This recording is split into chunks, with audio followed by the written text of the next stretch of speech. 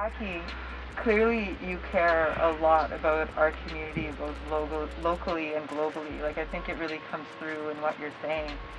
And now you're here and you find yourself in this community that often gets talked about by a lot of people in Victoria, but doesn't always have a lot to, like a platform in which they can talk for themselves.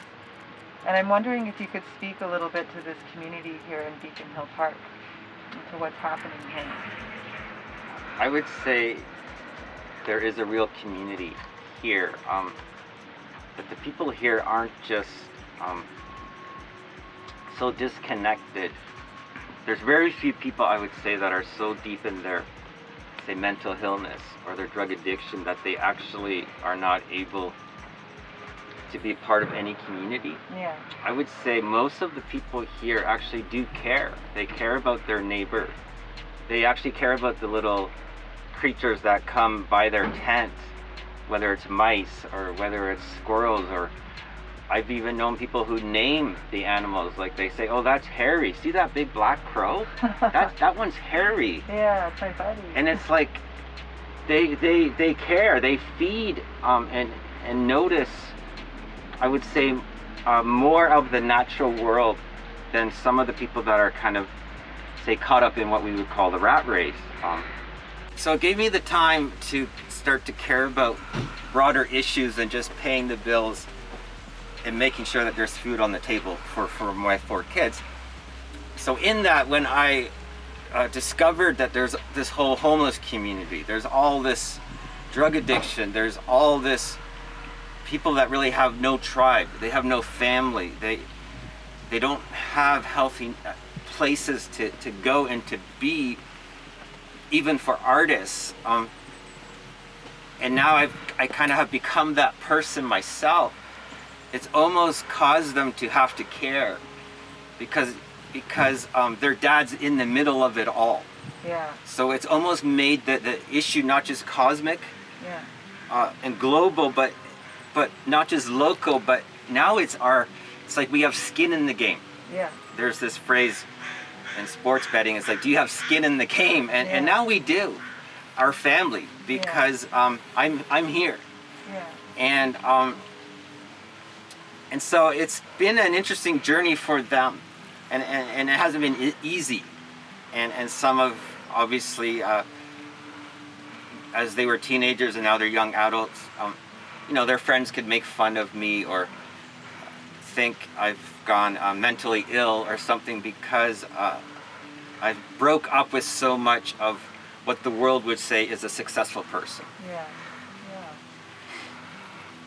yeah. And that is, if you could speak a little bit to your, like, what led you to make those choices, and what is it that you've discovered along the way?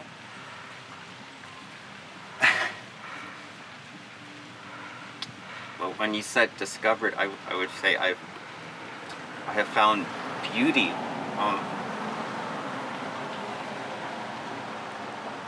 That sometimes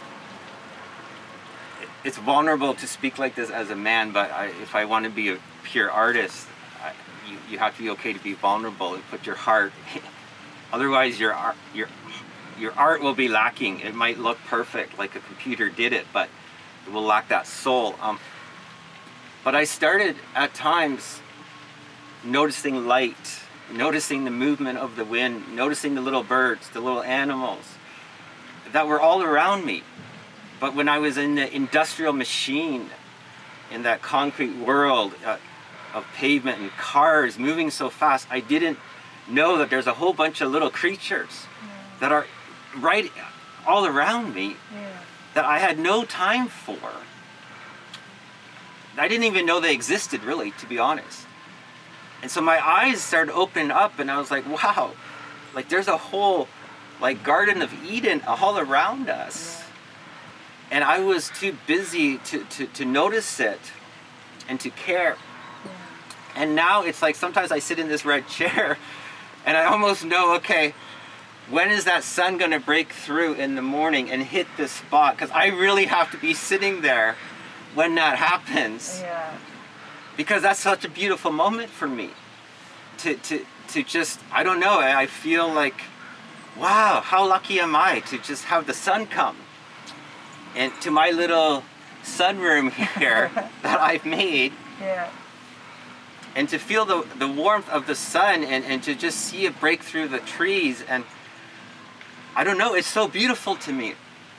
It's like I don't need TV to somehow find joy. I have found, I think, a more pure joy in being in nature and kind of being grounded, as they say, you know, where you walk around in bare feet. I think I might go as far, maybe not yet, but in 10 years you might just see me with no shoes even.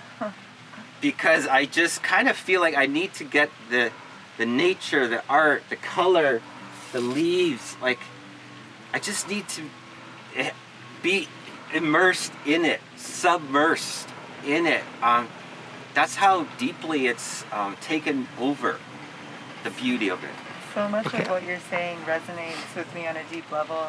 I'm an artist and a poet as well, and I really believe in the power of vulnerability and in the power of noticing. I think, like, in a lot of ways, artists are just professional noticers. We notice, and then when you notice the little things and you find the beauty in them. I just didn't know when I was younger how much art and color and creativity was in me. It wasn't something that my mother modeled or that we were kind of had around us. And a lot of the Finnish culture too that I grew up in was a lot of the men went into the trades and did kind of practical, responsible jobs. And it took me a while to find kind of my sensitive side, and that there's an artist in me that was hiding in the closet. And it took a divorce, it took living in an empty place, and because I didn't have my kids all the time. It took COVID to, you know, all these things to bring me to a place where I just realized that it's my time that's really valuable, not the possessions I have. Yeah. And for me, I was willing to surrender possessions, material, even status, career, regular income for life as basically a minimalist artist, a writer, and I think a better father to my kids. Yeah, we've spoken at length about your kids. It's so clear there's a lot of love and affection there, and that in some ways what you're doing in these life choices is for them. I would love to hear you talk about that a little. Yeah, I guess sometimes we don't always know what we're doing. I love Soren Kierkegaard, but I just think he really speaks to kind of me as wanting to have integrity in my life and be true to myself first. Yeah. And I think you can't expect your kids to do something as a parent that you're not prepared to do and to model. There's this type of reporting where you come in and you report from just kind of from a distance, you know. But then there's that type, and it started to happen during the Iraq War when the reporter would submerge themselves. I forget the word for it. There was a word, like Christy Blatchard did it for when she was writing for Globe and Embedding? Mail. She lived with the troops. But what's that word? Embedding. Embedding. Yeah. She embedded herself and looked at it from their perspective. And that's what I just think that we have very little of, is those activists, those politicians, those police officers, those neighbors who don't know what it's like actually to sleep in a tent on a cold night, who don't know what you feel like when you wake up and there's no running water. Yeah. When there's no, it says wash your hands with soap and water, but we have no soap and we have no running water. Yeah. So how can we do that? So it's almost like people don't realize that these are human beings that are actually living in this park, and they are worthy of a certain dignity and of just basic compassion. Yes. And it's almost like, I just think people don't see that. I would say partly because materialism and commercialism and the pursuit of shallow things has hardened their heart and their spirit, and has robbed them to some degree of even being able to notice and care. We said, do you even notice the little animals? I think some people don't even notice the humans Yes. anymore. Yes. I think you've really hit on something here, and it's this poverty of empathy seems to be what you're talking about. How does it feel for you living in the park and waking up here? Do you feel safe? Do you feel like you know your neighbors who live here with you? Yeah, I would say, because I like language, no is a strong word. It feels strong for me for some reason. I don't know. I think it's because I don't want to overspeak. And I don't want to claim to understand even just one other human's journey that brought them to this park. Because I really think there's so much complexity, and depth in all of us that it takes time to know. But I would say I have a pretty good idea that in some way, I kind of know who some of the leaders are. I kind of know who some of the artists are. I know who actually really walks around and cares for people. I know some of the people that are a little bit more dysfunctional and are trying to escape and run away from reality. And then when you know that information, it's like when you have children, as you have children, you can give grace and space because you kind of understand what's happening. But if you're coming in, whether it's an activist or a police officer, and you don't actually know that this is actually a complex human being, that I had this analogy one time where it's like if we had a nuclear bomb here, right? And you don't know, you're not trained to fix the nuclear bomb. Maybe you shouldn't be tinkering and poking at it. But a human being has so much energy that it can be like a nuclear explosion of love and grace and compassion into this world. Yeah. But it could also be an explosion the other way. And who are we to think that we can kind of tinker and poke at someone's very sometimes complex situation without understanding?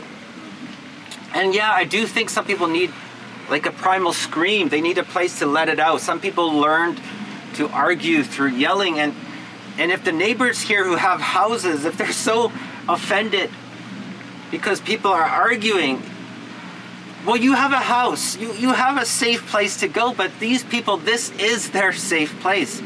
Like, they don't have another place to go. And so I would like the more functioning neighbors to have a bit of compassion and human decency.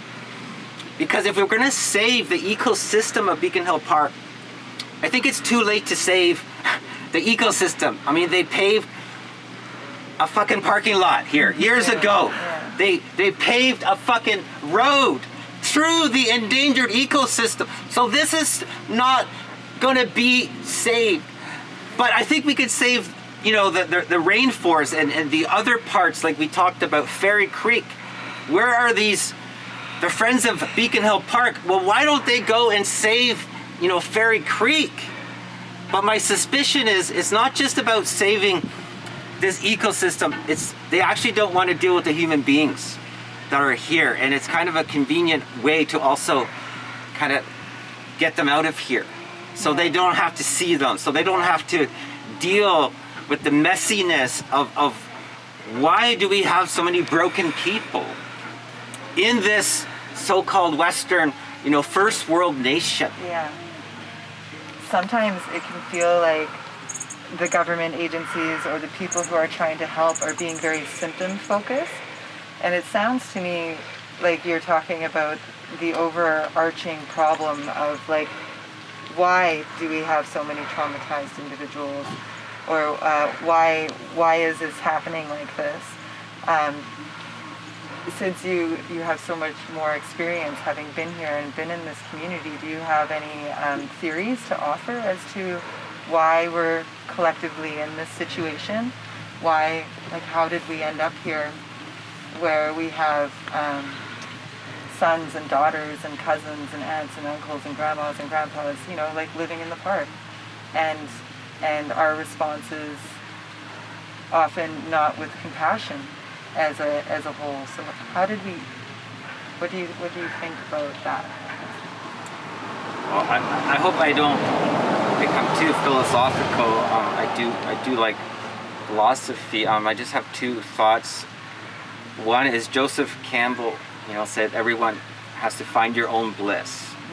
And I would add that you have to kind of find your own fire and maintain your own personal fire, meaning, what is your passion? What are you good at? I do believe in a loving creator who gave us this beautiful place and gave us something beautiful to do with who we are. And I feel like a lot of these issues really come from when we're disconnected from the seasons, when we're disconnected from the rhythm of life, including the rhythm that the animals have, and from how the earth actually functions, and from where we grow our food, and being able to actually grow food, because your backyard isn't concrete, steel, or parking lot, or fake fertilizer on grass, but it's actually soil that you can grow a potato or a cucumber or something that the kid can actually notice how it's grown, and then he'll want to eat it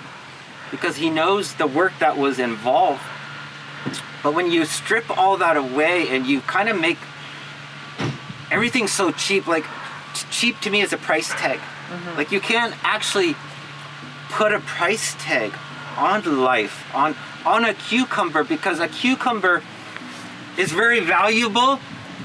If we have an earthquake and our ports shut down and you can't bring food here, and after people have broken into the grocery store and ate all that food, people are going to realize, maybe I should have learned how to save seeds. Maybe I should have learned how to grow something in my backyard. Maybe I should have helped out at my community garden. And I think we kind of know instinctively that we should do those things. But if we're not allowed to, by the powers that be, because the rent is too high, so you don't actually have time, because you have no place to grow food.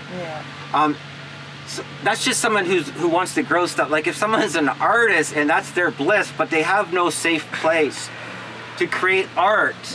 The community, the rich people haven't said, look, this is where you can go to create art and develop.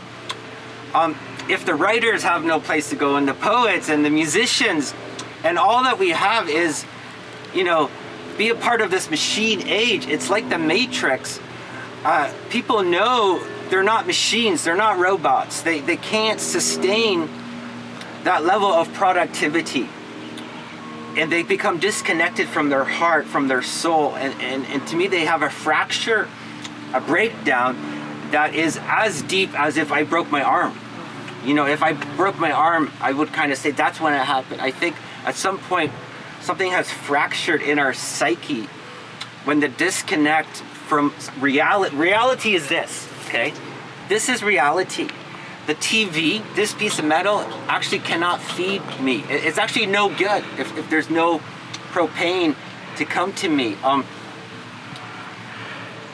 And at some point, I think, especially sensitive people that are, say, prophets or shamans or artists or our poets or our Socrates, those types of people that we're supposed to be allowed to kind of observe and wander around, if they're pushed into construction or they're pushed into law or a certain type of medicine or into just, a soul-killing job, some of those sensitive people, they can't deal with it. They can't just suck it up, and they will fall apart.